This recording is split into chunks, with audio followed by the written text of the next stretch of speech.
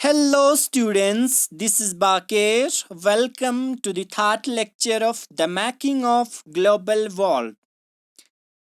इस लेक्चर में हमारा टॉपिक होगा द 19th सेंचुरी का second part. Students, last lecture की मदद से हमने देखा कि यूरोप में जो मीट है वो अमेरिका से आता था। एक्चुअली जो अमेरिका है वो लिव एनिमल्स को एक्सपोर्ट करता था यूरोप में। स्टूडेंट्स, रास्ते में बहुत सारे एनिमल्स की डेथ हो जाती थी, उनका वेट लॉस हो जाता था क्योंकि उनको इतना दूर पहुंचाया जाता था। फाइनली इन सारे प्रॉब्लम्स को ओवरकम किया due to the invention of refrigerated ships.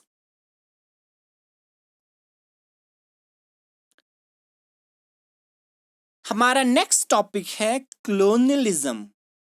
Students, 19th century में डेवलपमेंट हमें बहुत ज़्यादा देखने को मिला due to the process of globalization, but कुछ रिच कंट्रीज ने इस ग्लोबलाइजेशन का फ़ायदा उठाया और वीकर कंट्रीज के ऊपर रूल करना स्टार्ट कर दिया। तो हम ये कह सकते हैं कि कॉलोनियलिज्म एक डार्कर साइड है ग्लोबलाइजेशन का। स्टूडेंट्स, अभी तक हमने पढ़ा कि ग्लोबलाइजेशन से डेवलपमेंट कॉज होती है। अब बात करते हैं ग्लोबलाइजेशन की एक डार्कर साइड के बारे में, वो है colonialism. It is the control of a advanced and stronger nation over a weak and backward nation. Colonies lose their political freedom. It suffers from painful social and economical changes. Dear students, colonialism एक advance और powerful nation किसी दूसरे या किसी weaker और backward nation पर rule करता है। इसके अंदर जो बैकवर्ड नेशन है उसकी पॉलिटिकल फ्रीडम को बिल्कुल ख़त्म किया जाता है, और तो और वहाँ पर कुछ पेनफुल सोशल इकोनॉमिकल चेंजेस आते हैं। Students, to know this consider a case of Africa. इसको समझने के लिए अफ्रीका का एक एग्जाम्पल पढ़ते हैं। स्टूडेंट्स, अफ्रीका में यूरोपियन का रूल स्टार्ट हुआ। वो आए तो थे ट्रेड के लिए, पर धीरे धीरे यूरोपियन रूल एस्टैब्लिश हो गया। जितने भी अफ्रीकन थे वो सेल्फ सफिशिएंट थे क्योंकि पॉपुलेशन कम थी, लैंड ज्यादा था। सबकी मेन ऑक्यूपेशन थी एनिमल रियरिंग। स्टूडेंट्स, वो लेबर के तरह काम करने के लिए तैयार नहीं थे, और यही टाइम था जब यूरोपियंस ने रेंडर पेस्ट एक डिजीज को सेपरेट किया।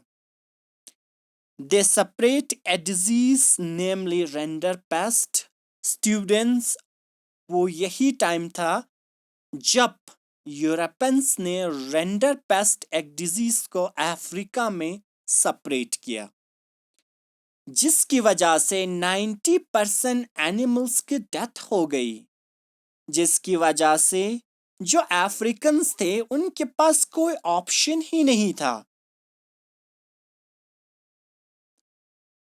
उनके पास सिर्फ एक ही ऑप्शन था कि वो यूरोपियंस के अंदर एज ए लेबर काम करे, और यही हुआ स्टूडेंट्स। ऐसा ही कुछ इंडिया में भी देखने को मिला। स्टूडेंट्स, इंडिया में ब्रिटिशर्स आए तो थे ट्रेड के लिए, पर ईस्ट इंडिया कंपनी ने अपने आर्मी बनाना स्टार्ट कर दिया, जिसकी वजह से ब्रिटिश राज एस्टैब्लिश हो गया। और फिर कुछ पेनफुल इकोनॉमिक और सोशल चेंजेस आए। तो स्टूडेंट्स, इसको हम कहते हैं कॉलोनियलिज्म, जो कि ग्लोबलाइजेशन की एक डार्कर साइड है।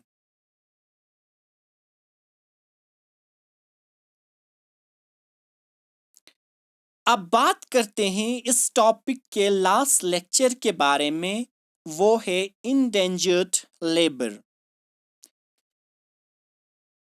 स्टूडेंट्स, जो labour abounded labor who works under employer for a specific time in a new country or home is called indentured labor. Students, जो लेबर को कोई एम्प्लॉयर हायर करता है एक स्पेसिफिक पीरियड ऑफ टाइम के लिए और वो लेबर किसी और दूसरे लोकेशन पर जाकर काम करते हैं, उस लेबर को हम इंडेंजर्ड लेबर कहते हैं। In 19th century, this system was defined as a new system of slavery.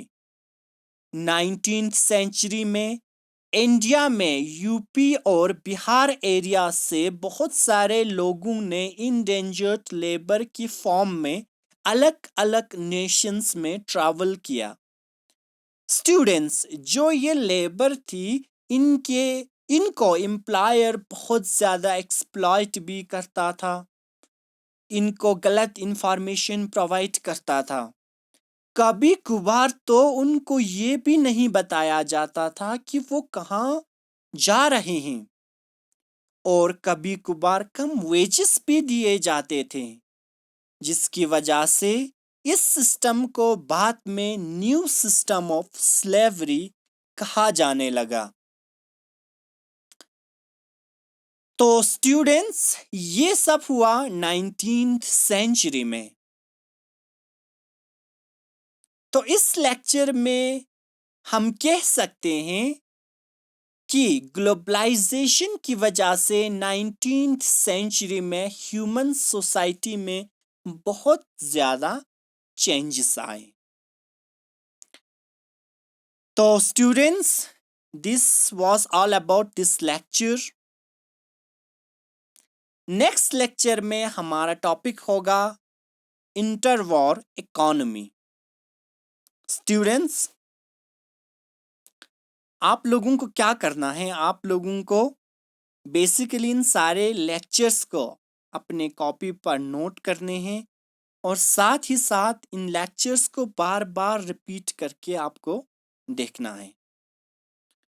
So students, thank you for a time, have a good day.